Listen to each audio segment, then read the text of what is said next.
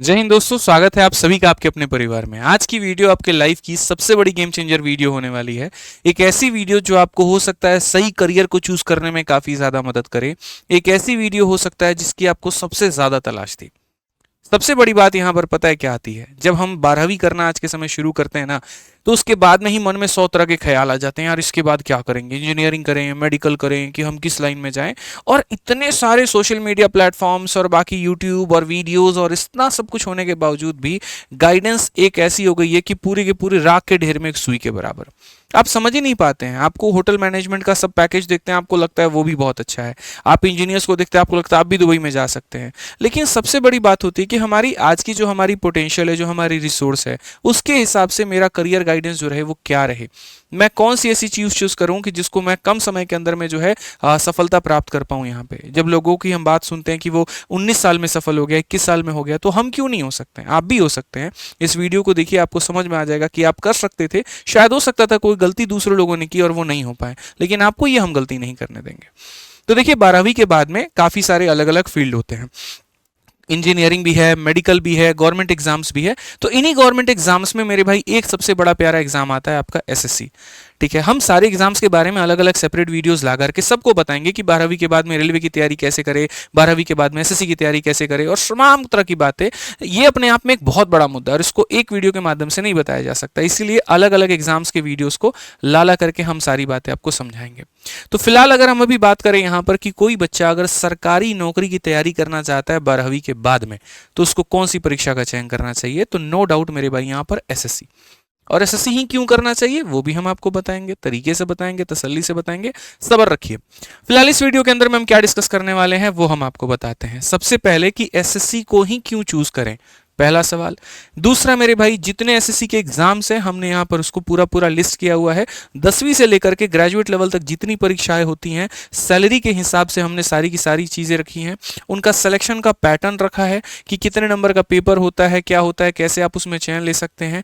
तैयारी के समय जो कॉमन डाउट आते हैं यहाँ पर हमने उसको भी पूरा कवर किया है। सबसे बेस्ट रिसोर्सेस क्या हो सकते हैं, फ्री में भी पेड में भी, जिससे आप पढ़ करके अपना सिलेक्शन ले पाए, हमने उसकी भी मेरे भाई पूरी यहाँ पर जानकारी रखी है। प्रिपरेशन करने की सही रणनीति क्या होती है जिससे कम समय के अंदर में आप सिलेक्शन ले पाए, हम इसके ऊपर में भी चर्चा करेंगे। और अंत में हम आपको ये बताएंगे क्या करना चाहिए और क्या नहीं करना चाहिए।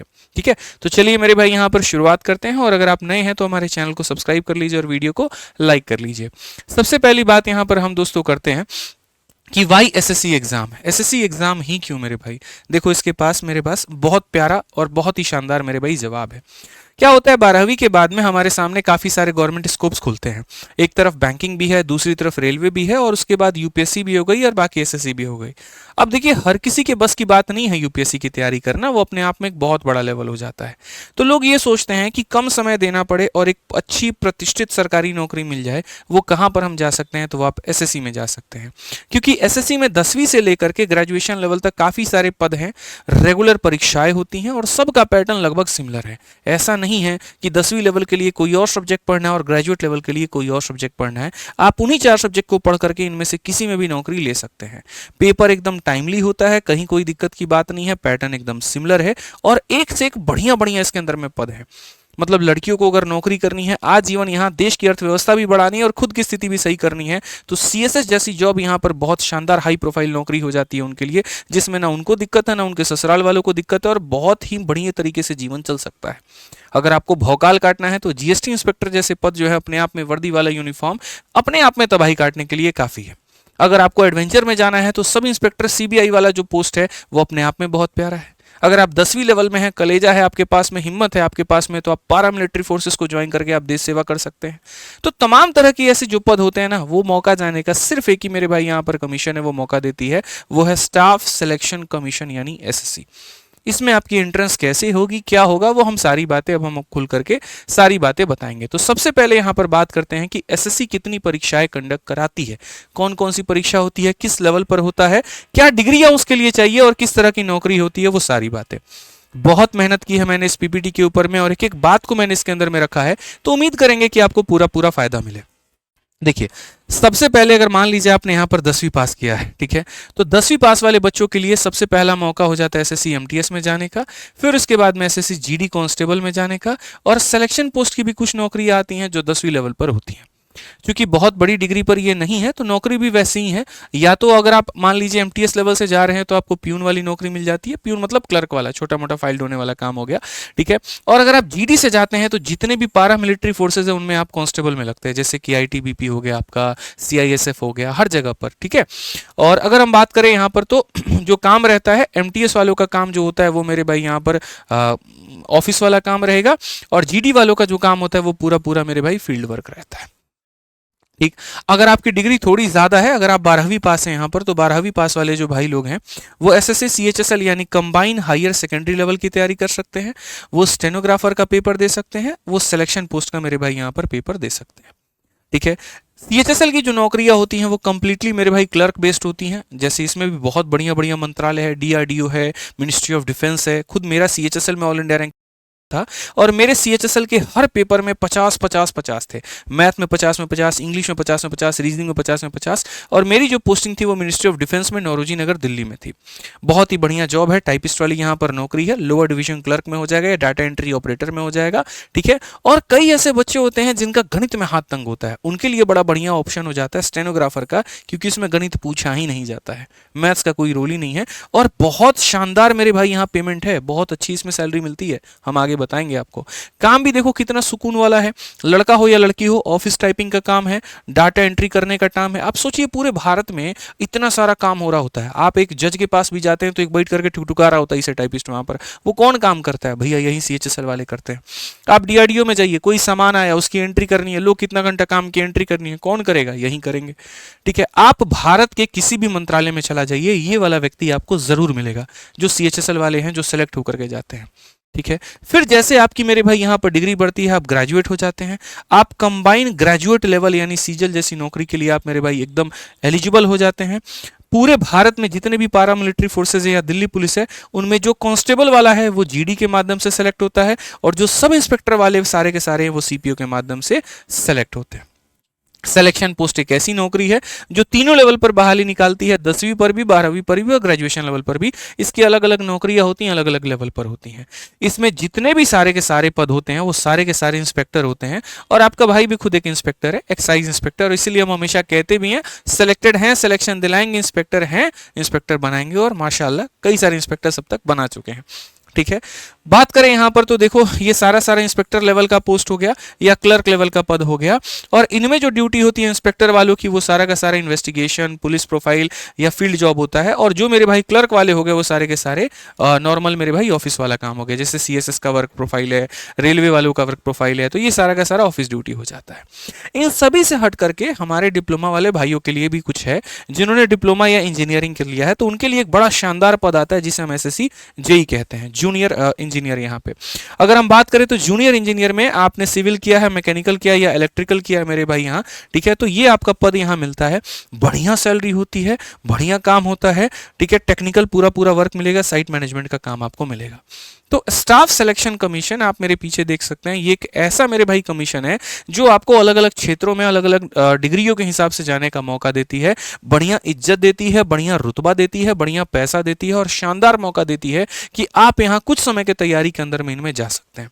तैयारी कैसे करनी है, कहाँ से करनी है, हम वो भी बताएंगे, आप टेंशन मत लीजिए, आपका भाई पूरा प्रिपरेशन करके सारी चीज़ों को लेकर के आपके लिए आया है। तो अगर हम बात करें यहाँ पर तो भाई देखो एट द एंड में ना इंसान कहीं पर भी कोई काम करे, एक छोटी सी बिजनेस की वो शुरुआत करे या कोई यहाँ पर नौकरी भी करे, सबसे बड़ी बात उसके लिए होती है भैया पैसा कितना मिलेगा। वो 3 इडियट का डायलॉग सुने, उन्हें यहाँ पर सैलरी डिस्कस कर लें, वही वाली कहानी है। एक बार तुम जब तक इसको देखोगे नहीं ना, तुम्हारा इनर मोटिवेशन आएगा नहीं। तो इसके लिए भी हमने यहाँ पर जो है अलग अलग पदों में कितनी कितनी तनख्वाह मिलती है, क्या मिलता है, हमने उसका पूरा इंतजाम किया है। तो सबसे पहले अगर हम बात करें सबसे बड़ा जो पद होता है एसएससी में वो सीजीएल होता है, ग्रेजुएट लेवल पर होती है। तो इनमें अगर हम देखें तो सीजीएल में मेरे भाई अलग अलग पोस्ट होते हैं। ये शुरुआत होती है 2400, 2800, 4200, 4600 और 4800 तक जाता है, ठीक है। इनमें यहाँ पर क्या है तो देखो जो 4800 वाले हो गए वो हो गए आपके डबल ए वाले, जिसकी वैकेंसी इस बार नहीं आई थी। और बाकी जितने ये इंस्पेक्टर लेवल के हो गए, excise inspector, income tax inspector, ASO in MEA, ASO in CSS, ये सारे के सारे 4600 वाले होते हैं, ठीक है। इनमें मेरे भाई अलग अलग शहरों में यहाँ पर जो है तनख्वाह ज्यादा होती है। कई लोगों को तो ये लगता है एक पर्टिकुलर पोस्ट है तो सैलरी भी एक ही जैसी होगी, ऐसा बिल्कुल भी नहीं है। असल में क्या होता है बच्चों की, शहरों की महंगाई अलग अलग होती है। दिल्ली में जो किराया है यहाँ पर वो मेरे भाई जयपुर में नहीं है, और जो जयपुर में है वो यहाँ पर यूपी या बिहार जैसे एक छोटे से गांव में नहीं है। तो अगर मान लीजिए किराया बहुत महंगा लगने लगेगा ना, तो लोग शहरों में काम करना बंद कर देंगे, उन्हें बोलेंगे मेरा तो कुछ बच ही नहीं रहा। तो सरकार यहाँ पर कहती है कि जो बहुत महंगी शहर है वहाँ सैलरी थोड़ी ज़्यादा होगी, उससे थोड़ी सस्ती शहर है वहाँ सैलरी थोड़ी कम होगी, उससे भी और सस्ती शहर है तो यहाँ सैलरी थोड़ी और कम होगी यहाँ पे। तो इस तरीके से बांटा जाता है। तो अगर हम बात करते हैं 4800 ग्रेड पे में तो 70,000 रुपए की सैलरी, उसी तरीके से 4600 में तो लगभग आपको यहाँ पर इतने की सैलरी, 4200 ग्रेड पे वालों को 53,000 की सैलरी, 2800 वालों को 44,000 की सैलरी, और सबसे निचला 2400 वाले को कम से कम 40,000 की सैलरी।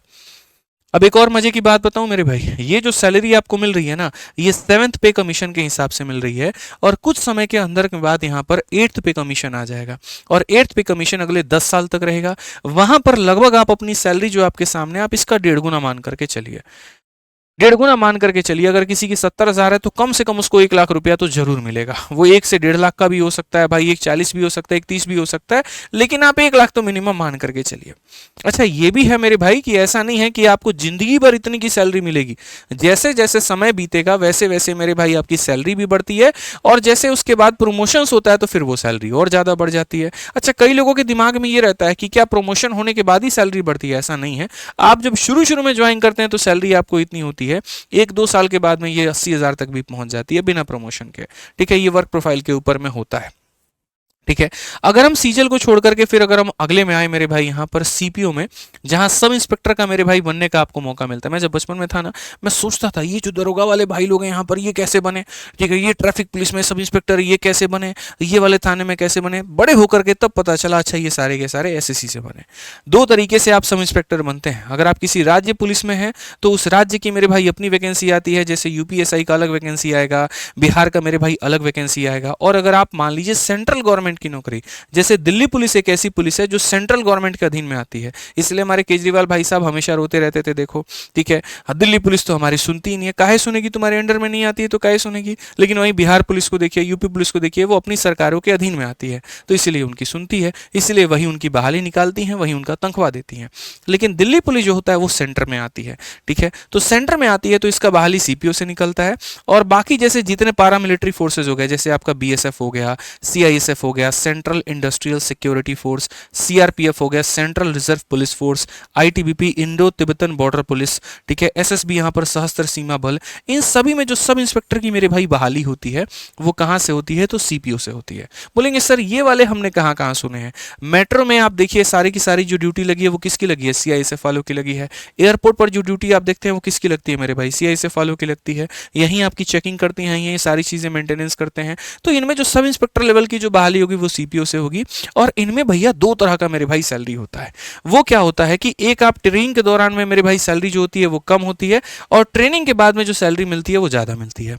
ट्रेनिंग लगभग आपका 1 साल का होता है। उस 1 साल के दौरान ये 4200 ग्रेड पे की नौकरी के हिसाब से आपको 40,000 रुपए एक्स सिटी में, वाई सिटी में भी इतना और जेड सिटी में भी इतना। बोलोगे सर सब में सेम क्यों है, तो भैया ट्रेनिंग एक ही जगह पर ना होगा, 10 जगह पर ट्रेनिंग आपका थोड़ी करवाया जाएगा वहां पे। तो जहां ट्रेनिंग होगा ट्रेनिंग सेंटर में आपका खर्चा क्या आएगा, रहना उनका, खाना उनका, एचआरए भी सब कुछ, डीए भी सब कुछ वही दे रहे हैं, तो सैलरी ज्यादा क्यों बढ़ा करके देंगे, तो वो नहीं देंगे, इसीलिए सेम सैलरी देते हैं।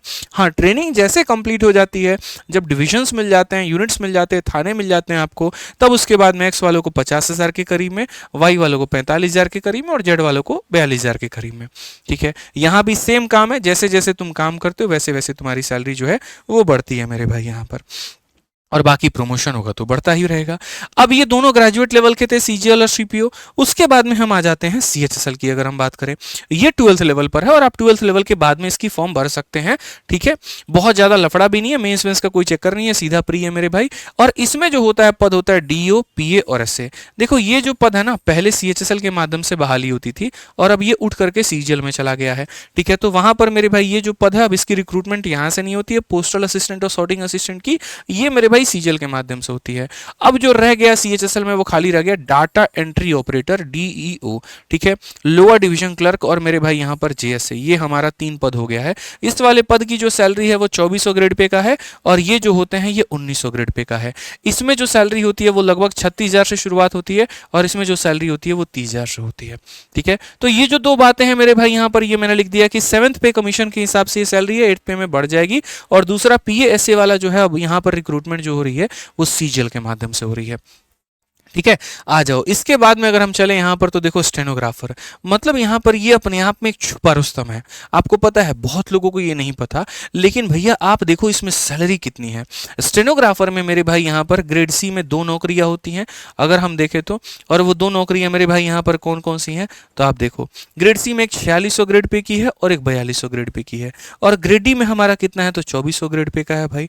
4600 ग्रेड पे वाले को एक सिटी में आप देखो कितनी ज्यादा सैलरी मिलती है, 86,000 के करीब में।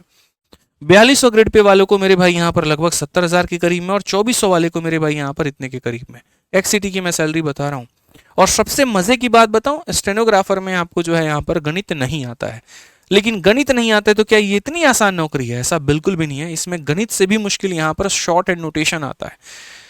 वो आपको अलग से एक अलग ही टाइपिंग होता है, वो अलग से कोडिंग होती है, वो सारी याद करनी पड़ती है, उसके हिसाब से रटना पड़ता है और तब जाकर के मेरे भाई होता है। यहाँ पर हमारी खुद बुआ की जो बेटी है वो इसमें सेलेक्टेड है और मैं उनको देखता था वो स्टेनो के लिए कितनी मेहनत करती थी, लेकिन आज एक प्रतिष्ठित नौकरी पा करके एक अच्छा खासा लाइफ सेटल की हुई है। तो ये लोगों के लिए एक बड़ा बढ़िया अपॉर्चुनिटी होता है जिनको गणित थोड़ा कम समझ में आता है, गणित से डर लगता है। इसके बाद में अगर हम बात करें यहाँ पर तो जैसे मैंने कहा ना कि भैया इंजीनियरिंग वालों के लिए भी एसएससी मौका देती है, बोलती है कोई बात नहीं तुमने 4 साल कॉलेज में लगा दिए, टेंशन मत लो, सरकारी बहाली यहाँ पर भी है। अब जाहिर सी बात है यार, इतने सारे टेंडर निकलते हैं, रोड का निकलता है, पुल का निकलता है, तो सरकार कहाँ से लेकर के आएगी सरकारी इंजीनियर? तो इसी से बहाली लेती है। जूनियर इंजीनियर का 4200 ग्रेड पे की नौकरी, तनख्वाह कितनी तो 53,000 के करीब में, वाई सिटी में 50,000 के करीब में, जेड सिटी के इतने के करीब में। एक बढ़िया मेरे भाई यहाँ पर जो है रुतबे वाला ये जॉब हो जाता है। जेई वालों का अलग ही पावर है, अलग मतलब यहाँ पर और है भाई, ठीक है। जेई के बाद अगर हम बात करें तो सबसे लोअर यहाँ पर डिग्री जैसे हो गई हमारी 10वीं और 12वीं, तो 10वीं लेवल पर आपकी 2 भर्तियां निकलती हैं। एक मल्टीटास्किंग स्टाफ की मेरे भाई, जिसे हम यहाँ पर मेरे भाई क्या कहते हैं तो हम यहाँ पर मेरे भाई जो है वो एमटीएस बोलते हैं, ठीक है, मल्टीटास्किंग स्टाफ। और एक हमारा हो गया मेरे भाई यहाँ पर जीडी, ये कांस्टेबल लेवल की बहाली है। एमटीएस वालों को जो होता है वो 1800 ग्रेड पे का नौकरी होता है। कई बार इसे लोग मजाक में ये भी बोल देते हैं कि फाइल्ड होने वाली नौकरी है, लेकिन ऐसा नहीं है, ठीक है। एक इज्जत भी यहाँ पर भी है मेरे भाई। अब आप देखिए जिस तरीके की डिग्री है उस तरीके की नौकरी मिलती है, आप इस बात को मान करके चलिए। बहुत ऐसे बच्चे, जैसे ऑल इंडिया रैंक 13 की मैं अपने स्टूडेंट की बात कर लूं भाई, वो एमटीएस में केरला में पोस्टेड था, पेपर दिया, सीजीएल में ऑल इंडिया रैंक 13 लेकर के आया और सीधा इनकम टैक्स इंस्पेक्टर बना, ठीक है। तो बहुत लोग ऐसा करते हैं कि ऐसी नौकरी को चूज कर लेते हैं, तैयारी करते रहते हैं और बड़ा एग्जाम फोड़ करके निकल जाते हैं। तो एक सरकारी नौकरी में घुसने का और अपने मेंटल प्रेशर को कम करने का एक बढ़िया नजरिया है, बढ़िया जरिया है ये। सैलरी आपको यहाँ पर 22,000 के करीब में है, वाई सिटी में यहाँ पर जो है इतना है और जेड सिटी में यहाँ पर इतना है। और वहीं जीडी की बात करें तो जीडी में थोड़ा सा जो है मेरे भाई यहाँ पर सैलरी आपकी ज्यादा है। इनफैक्ट इसमें 13 महीने की सैलरी मिलती है। जो भी रिस्की जॉब होते हैं, पुलिस वाली नौकरी हो गई, पारा मिलिट्री की हो गई, उसमें 12 महीने की जगह 13 महीने का होता है, और जो मार्च का महीना होता है उसमें डबल सैलरी आती है। तो जीडी वालों को भी ये फायदा यहाँ मिल रहा होता है। तो 2000 ग्रेड पे वालों को इतने की सैलरी मिलती है, 1800 वाले को मेरे भाई इतने के करीब में मिलता है। तो ये अब तक एसएससी की जितनी भी नौकरियां थी, अगर वो इन ग्रेड पे में आती हैं तो कुछ इस प्रकार से उनकी जो है वो पेमेंट होती है। अब आप इसमें सवाल करोगे सर आपने तो सिलेक्शन पोस्ट वालों का नहीं बताया। सिलेक्शन पोस्ट वालों की जो नौकरी होती है वो 10वीं 12वीं ग्रेजुएट लेवल पर होती है और वो इन्हीं ग्रेड पे के अकॉर्डिंग होती है। तो जैसा ग्रेड पे होगा वैसा वहां पर क्या मिलेगा तो सैलरी मिलेगा, कोई बहुत ज्यादा फर्क वहां पर देखने को नहीं मिलेगा आपको, ठीक है। अब यहाँ पर आपने कहा जी सर सैलरी देख करके मोटिवेशन तो आप एकदम हाई कर दिए हैं, मतलब इन पोस्ट का जो ऑरा है यार। आज के समय आप एक बात बताओ, 80,000 रुपए प्रति महीना, आप समझिए इस बात को लेकर के, साल का मेरे भाई यहां पर आप देख लीजिए 10 लाख के करीब में आपका हो जाएगा पैसा। वो कम होते हैं मेरे भाई यहाँ पर 10 लाख रुपए। इंसान क्या नहीं खरीद सकता है, क्या नहीं कर सकता है, ठीक है। जो चीज उसने सोचा होगा मेरे भाई 2 साल के नौकरी के अंदर में वो सब कुछ उसके पास में होगा। वो गाड़ी भी होगा ईएमआई के अंदर में, वो घर भी होगा ईएमआई के अंदर में, अच्छी घड़ी, अच्छा मोबाइल, अच्छा लाइफस्टाइल, सब कुछ आप सेटल कर सकते हैं। और तैयारी भी कितनी, मात्र 1.5 से 2 साल के अंदर में आप डेडिकेशन तैयारी के अंदर में आप लेकर के आ सकते हैं। तो वो तैयारी क्या रहेगा, वो पैटर्न क्या होगा, अब हम आपको वो समझाने वाले हैं कि इन एग्जाम्स में एग्जाम का पैटर्न क्या है। सबसे मजे की बात एसएससी की यही है दोस्त यहाँ पर कि तुम्हें वो 4 सब्जेक्ट पढ़ने हैं और उन्हीं 4 सब्जेक्ट के आधार पर तुम इनमें से कोई भी परीक्षा दे सकते हो। ऐसा नहीं है कि सीजीएल के लिए अलग तैयारी करो, सीएचएसएल के लिए अलग करो, सिलेक्शन पोस्ट के लिए अलग करो, एमटीएस के लिए अलग करो, ऐसा बिल्कुल भी नहीं है। और यही कारण है मैं जो हर बार बच्चों को बोलता हूं कि हमारे जो बैच भी आते हैं वो मैथ स्पेशल आता है, जीडी स्पेशल नहीं आता, एमटीएस स्पेशल नहीं आता। मैं हमेशा इस बात को मानता हूं कि जब यहां सरकार तुमको मौका दे रही है यहां पर एक ही तैयारी में सब कुछ निकालने का, तो तुम अपने आप को लिमिट ही क्यों कर रहे हो। शुरू से तैयारी करो और ऐसे करो यहां पर कि तुम्हें कुछ ना दिखे, सिर्फ मछली की आंख दिखे और मेरे भाई एक पद के लिए तुम फाइट करो, तुम सिलेक्शन लेकर के जाओ। आप देखो एक बार यहां कितना शानदार है।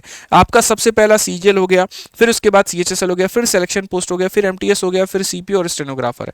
आप देखो इनमें वही 4 subject, reasoning, math, GK GS और इंग्लिश मेरे भाई यहां पर। सीजीएल में रीजनिंग प्री में 25 नंबर का आता है, मैथ 25 नंबर का आता है, जीके जीएस इतना आता है और मेरे भाई इंग्लिश इतना आता है। ये मैंने टीयर 1 लिखा है।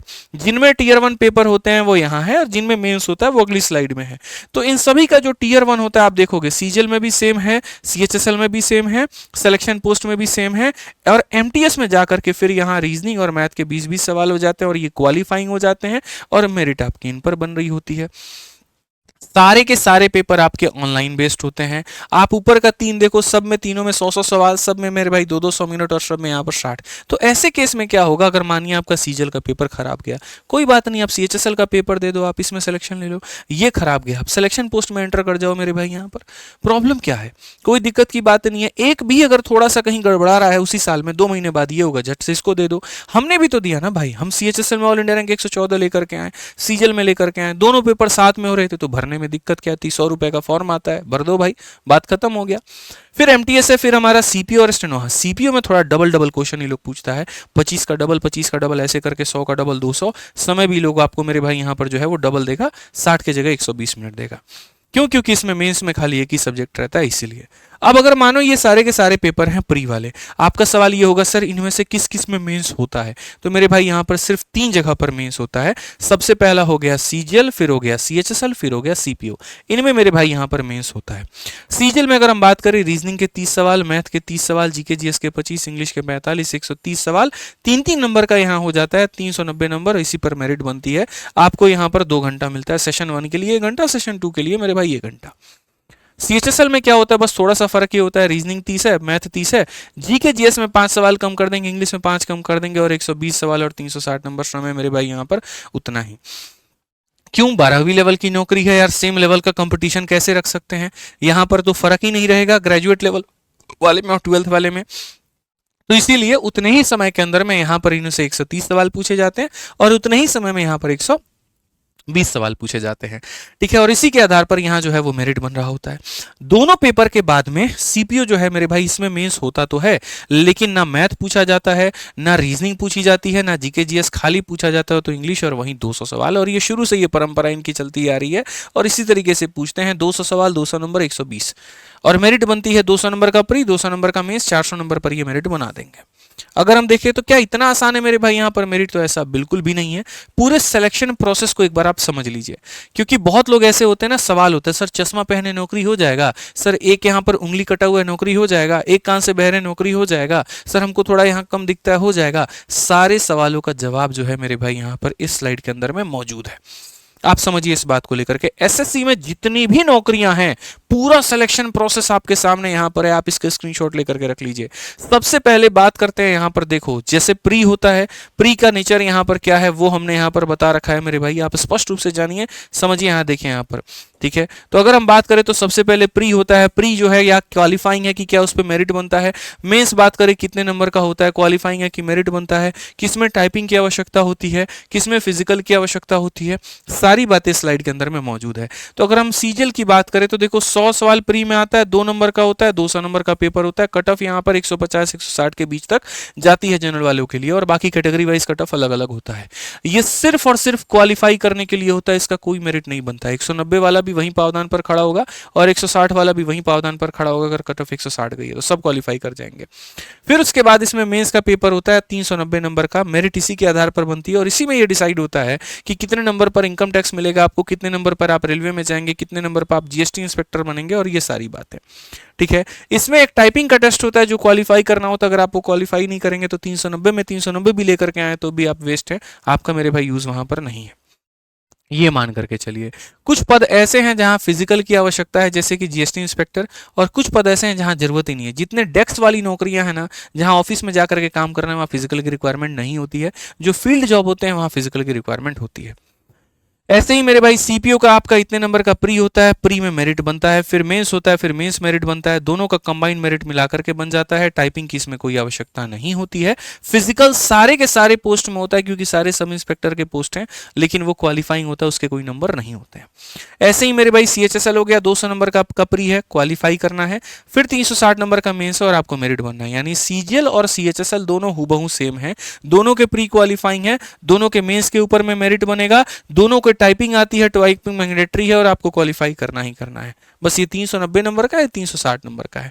ऐसे ही आपका मेरे भाई स्टेनो हो गया, स्टेनो आपका 200 नंबर का मेरे भाई हो गया, पूरा का पूरा प्री पर भी मेरिट बनता है, मेंस नाम का कोई पेपर नहीं होता, और टाइपिंग यहाँ पर क्या होती है तो क्वालिफाइंग होती है, डिक्टेशन इसका। जूनियर इंजीनियर वालों की बात करें तो 200 नंबर का इनका पेपर होता है, इसी पर ये मेरिट बनती है।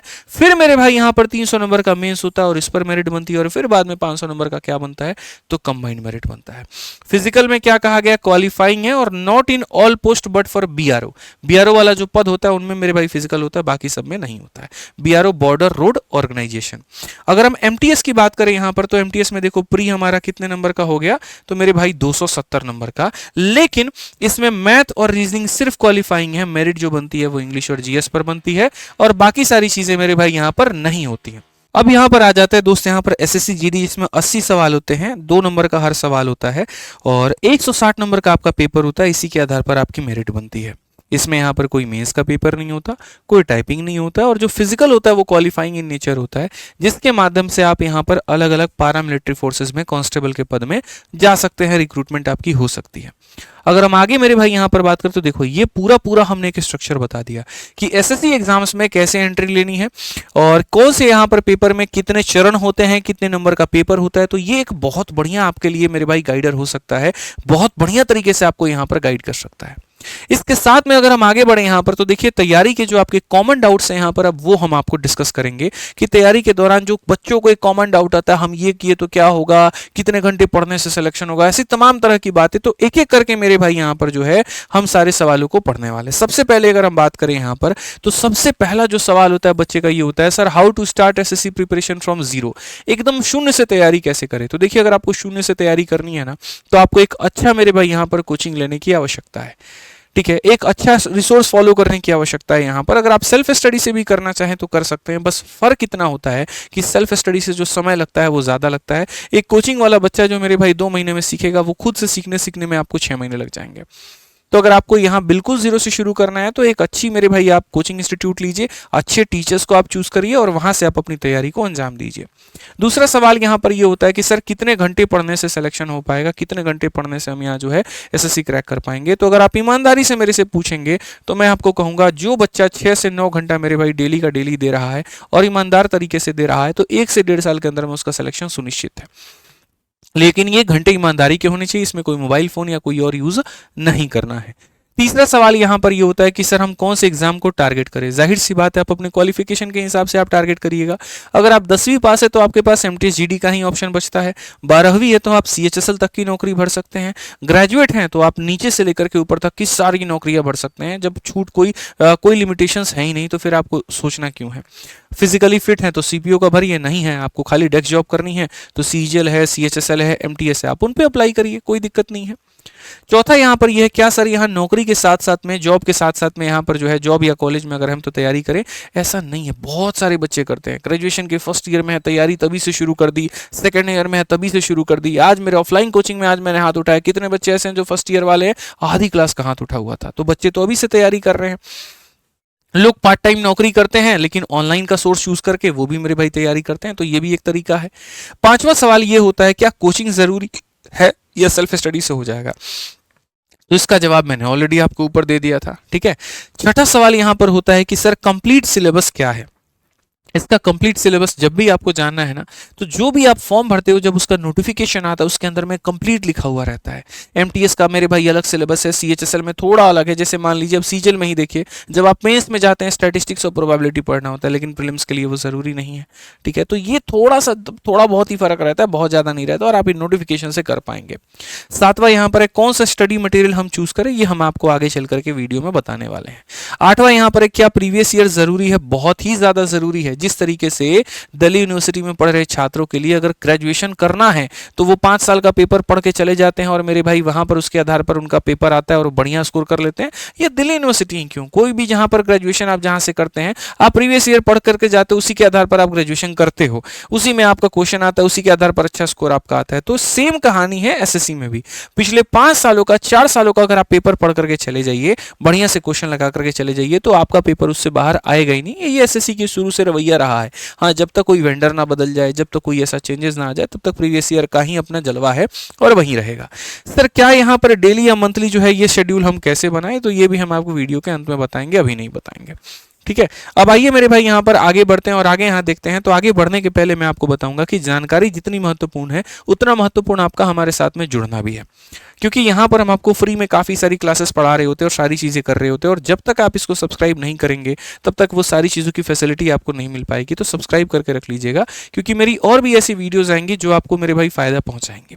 तो अब हम यहाँ पर जानते हैं कि आपके तैयारी के लिए जो बेस्ट रिसोर्स हो सकते हैं, जो बेस्ट साधन हो सकते हैं, वो यहाँ पर क्या है और किस तरीके से आपको अपना बेस्ट रिसोर्स जो है वो चूज़ करना चाहिए।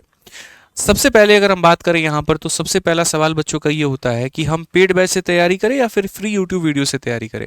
देखिए मेरे भाई, यहाँ पर एक आसान भाषा में हम आपको बात बताते हैं। अगर आप एक बिगिनर है ना, तो आपको यहाँ पर एक डेडिकेटेड बैच की ही आवश्यकता है। आप बोलोगे सर आप ऐसा क्यों कह रहे हैं? देखो, सबसे पहली बात क्या होती है, जो बच्चा बिगिनर होता है उसको पता नहीं होता यहाँ पर क्या पढ़ना है और क्या छोड़ना है, और ऐसे में अगर उसने खुद से जाने की कहीं पर भी कोई भी कोशिश की, तो वो मेरे भाई हो सकता है गड्ढे में डाल के लेकर आए। आपने बेशक बहुत सारे टॉपर की वीडियो देखे होंगे जहां पर उन्होंने, ये क्या होगा, हमने YouTube से तैयारी की, लेकिन कहीं ना कहीं अगर आप उनसे पूछोगे शुरुआत तुम्हारी कहां से रही, तो वो भी ये बताएंगे कि शुरुआत अपने अपने हो सकता है गली मोहल्ले की कोचिंग से शुरू किया हो सकता है हमने शहर के ऑफलाइन कोचिंग से शुरू किया हो सकता है हम कोई फलाने मास्टर से शुरू किए हो, और बढ़ते बढ़ते बढ़ते बढ़ते बढ़ते बढ़ते एंड जो हुआ है वो हमारा YouTube से हुआ है। लेकिन शुरुआत बहुत ऐसे कम बच्चे होते हैं जिनका YouTube से ही होता है, क्योंकि कंटेंट तो सारा कुछ अवेलेबल है यहाँ पर, बस खोजना खुद से पड़ता है, अलग अलग चीजें खोजनी पड़ती है और वहां से जाकर के पढ़नी पड़ती है, मेहनत बढ़ जाती है। अब आप चाह रहे हैं कि 1 से 1.5 साल के अंदर में डेडिकेटेड सिलेक्शन हो पाए, और फिर आप यहाँ पर जो है सारा कुछ आप खोजने जाएंगे यूट्यूब पर, तो मुश्किलें आप ही की बढ़ेंगी और कोई बात नहीं होगा। दूसरी सबसे बड़ी बात है यहाँ पर कि एसएससी की तैयारी इतनी भी महंगी नहीं है। आप अगर देखेंगे तो मैथ्स के जो बैचेज होते हैं 500 से 1000 रुपए के बीच में होते हैं। पूरे सब्जेक्ट का अगर किसी भी एक अच्छे प्लेटफॉर्म का आप लेना चाहते हो, तो मेरे भाई बड़े आराम से आप 250 से 2500 के मेरे भाई यहाँ पर 3000 के बीच में कंप्लीट एसएससी की तैयारी आप कर सकते हैं। अब आप बताइए यहाँ पर, ये किसी जमाने में हम लोगों का मंथली होम ट्यूशन हुआ करता था, और आज के समय लोगों के पर आवर का मेरे भाई यहाँ पर ये चार्ज है। और आज के समय एजुकेशन इतनी सस्ती है कि ऑनलाइन से अगर आप तैयारी कर रहे हैं तो 2500 से 3000 के बीच में संपूर्ण विषय का आप यहाँ तैयारी कर पाएंगे। तो इसीलिए मेरा रिकमेंडेशन होगा कि आपको यहाँ बैच ही लेना चाहिए। ठीक है, अगर आप यहाँ पर ज़्यादा भटकाव नहीं चाहते हैं तो, और अगर आप खुद में सामर्थ्य हैं, कैपेबल हैं, तो यहाँ पर हम, चाहे मैं हूँ या कोई भी शिक्षक है, लगभग सभी के यहाँ पर वीडियोज़ होते हैं, आप वहाँ से भी तैयारी कर सकते हैं। इनफैक्ट मैं अपनी खुद की बात अगर बताऊँ, तो अगर आपको मेरे भाई तैयारी करनी है गणित की, मैथ्स अगर आपको पूरा पढ़ना है, रीजनिंग पूरा पढ़ना है, इंग्लिश पूरा पढ़ना है, जीएस पूरा पढ़ना है, तो इसी चैनल में प्लेलिस्ट में जाकर के आप 51 दिन 51 मैराथन से फ्री में आप सब कुछ पढ़ सकते हैं।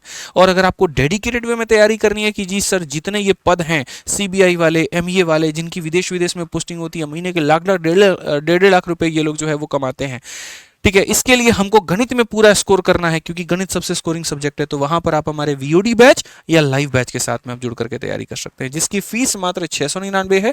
और जो बच्चे, ये वैलिडिटी होती है ना इनकी, ये वैलिडिटी मेरे भाई यहाँ पर लाइफ टाइम होती है। ये जो वीओडी बैच हमारा है, आप इसको आरजी विक्रमजीत एप्लीकेशन से इंस्टॉल कर सकते हैं, ले सकते हैं यहाँ से, और एक बार 699 का बैच लिया, लाइफ टाइम की वैलिडिटी कभी खत्म नहीं होगा। बाकी लोगों के बैचेज 1 साल 2 साल के लिए होते हैं, जब तक आपका ग्रेजुएशन कंप्लीट होता है तब तक वो एक्सपायर हो जाता है, लेकिन ये इकलौता ऐसा बैच है कि ग्रेजुएशन के बाद में ये वापस से रीन्यू हो जाएगा। और नए कंटेंट इसके अंदर में आ जाएंगे और सारे टेस्ट अंदर आएंगे। यानी एक बार सिर्फ आपको यहाँ पर इतना चार्ज आपका लगता है और उसके बाद आप लाइफ टाइम के लिए निश्चिंत हो जाइए। कंटेंट ऑटो मोड पर अपडेट होता रहेगा, पुराना भी नहीं होगा। जब भी उस समय कोई नया बैच आएगा, कोई नया टॉपिक पढ़ाया जाएगा, वो इसमें होगा। सिलेबस में कोई बदलाव आया वो इसके अंदर में हम डाल देंगे। तो सुनिश्चित अगर मैथ्स आपको पूरा का पूरा करना है, आराम से VOD 2.2 बैच में एनरोल करिए। कहाँ से? RG विक्रमजीत एप्लीकेशन से। और किसी तरह की समस्या है तो ये इंक्वायरी नंबर है, आप यहाँ पर इस पर संपर्क कर लीजिएगा। ठीक है, अब नेक्स्ट बात अगर हम यहाँ पर करें तो भैया अच्छे शिक्षक का चुनाव कैसे करें, ये भी बड़ा अपने आप में सवाल है कि सर एक X टीचर है और एक Y टीचर है, यहाँ पर किसका हम यहाँ पर चयन करें।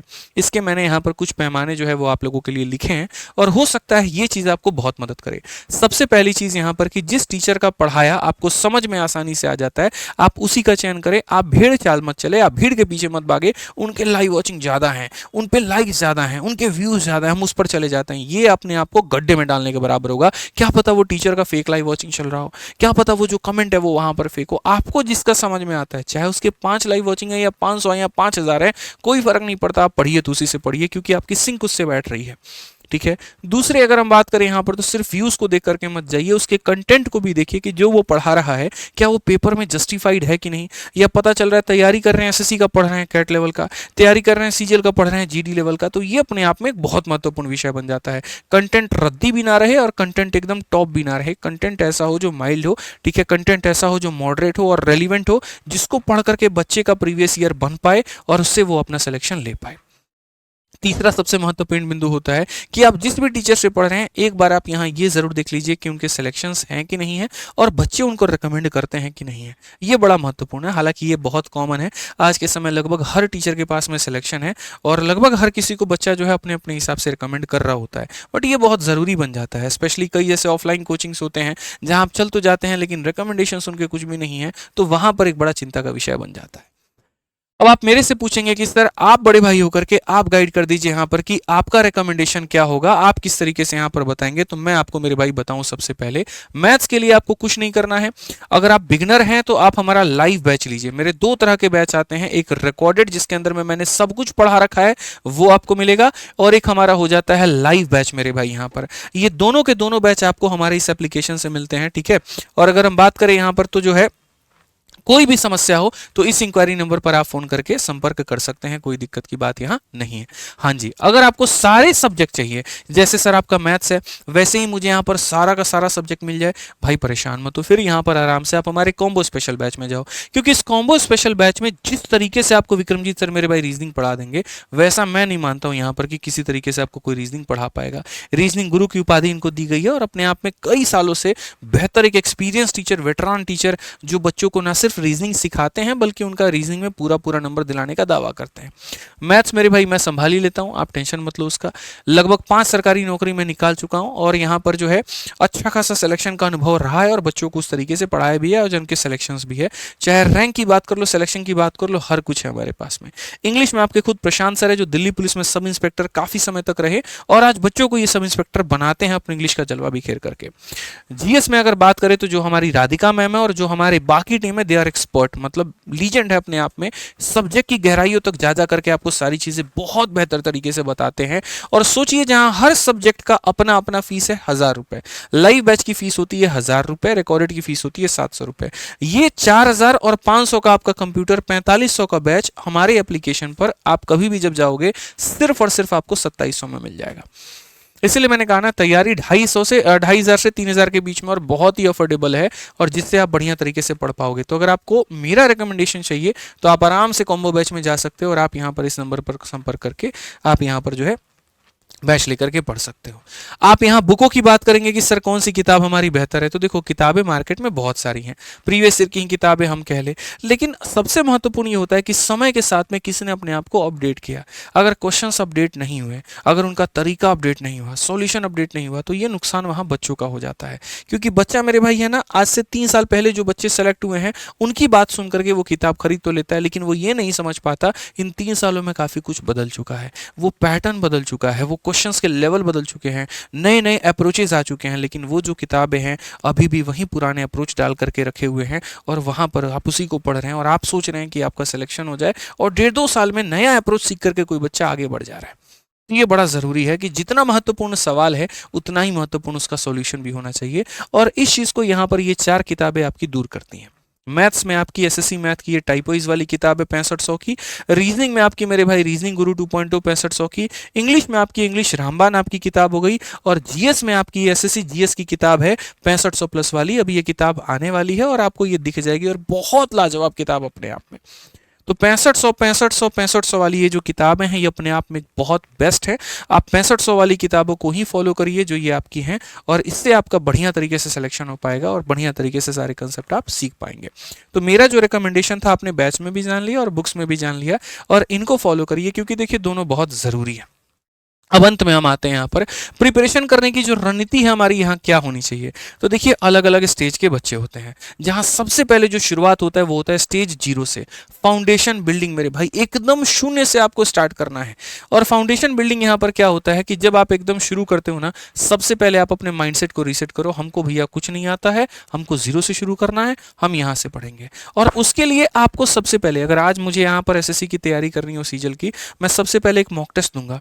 उस मॉक टेस्ट में पहला अपना स्कोर कार्ड सेव करके रख लूंगा, जैसे मेरी पहली सैलरी है, वो ये बात को रिमाइंड करेगी कि तुमने शुरुआत कहाँ से की थी। और तब उसके बाद में आप अपनी कोचिंग या आप अपनी क्लासेस को शुरू करिए। अगर आप मेरे भाई बिगिनर हैं, ठीक है, तो आप यहाँ पर बेहतर तरीके से जो है वो ऑनलाइन कोचिंग ले सकते हैं। आप ऑफलाइन कोचिंग भी ले सकते हैं, लेकिन ऑफलाइन कोचिंग वहीं लीजिएगा जो बड़े शहर हैं, ठीक है, जैसे कि आपका दिल्ली होगा। क्योंकि अगर आप ऑफलाइन कोचिंग ले रहे हैं तो इतना मान करके चलिए आपके पास में सामर्थ्य है, फिर आपको छोटे शहरों में नॉर्मल जगह पर क्यों पढ़ना, फिर अच्छी फैकल्टी से पढ़िए, अच्छे टीचर से पढ़िए। तो अगर आपको ऑफलाइन पढ़ना है तो दिल्ली के जो शिक्षक मुखर्जी नगर में पढ़ाते हैं वो बढ़िया, आप वहाँ से पढ़ सकते हैं। और ऑनलाइन पढ़ना है तो फिर आप अपने हिसाब से अपना चयन कर लीजिएगा। तो सबसे पहला स्टेप हो जाता है कि एक मॉक टेस्ट दे दीजिए, और तब उसके बाद में आप अपनी मेरे भाई यहाँ पर कोचिंग शुरू करिए। फिर उसके बाद एक 1.5 साल का मेंटल कमिटमेंट अपने आप से कर लीजिए कि भाई इतना समय मुझे लगेगा, इतना समय मुझे देना पड़ेगा। कई ऐसे बच्चे होते हैं, सर 6 महीने में सिलेक्शन करवा दीजिए। हलवा है क्या भाई? एक बात बताओ, इतनी बड़ी सरकारी नौकरी, इतना बड़ा पद, इतना बड़ा, और आप चाह रहे हैं 6 महीने के अंदर में यहाँ पर हो जाए? मजाक है क्या? बताइए।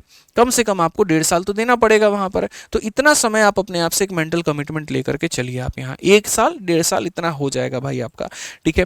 एक मेरे भाई यहाँ पर जो है एग्जाम पर फिक्स रहिए, और आप बाकी चीज़ों से डिस्ट्रैक्ट मत होइए। एकदम बदल मत जाना मौसम की तरह, वो वाली कहानी कि एक पेपर आया उस पर भी भाग गए, दूसरा आया उस पर भी भाग गए। इस तरीके से आपको बिल्कुल भी नहीं करना है। अपने क्लियर्स गोल बना करके रखिए कि मुझे ये बनना है तो बनना है। तो पहला जो स्टेज 0 था वो यहाँ 2 महीनों के लिए था, यहाँ पर कि आपको अपनी कोचिंग जो है वो शुरू कर देनी है। अब उसके बाद में स्टेज नंबर 1 आता है, ये पहले 2 महीनों के लिए। इन पहले 2 महीनों में आपको क्या करना है, एक ही बार चारों सब्जेक्ट लेकर के नहीं कूद जाना है कि यहाँ 4 उंगली घी में, वैसा एकदम काम नहीं करेंगे।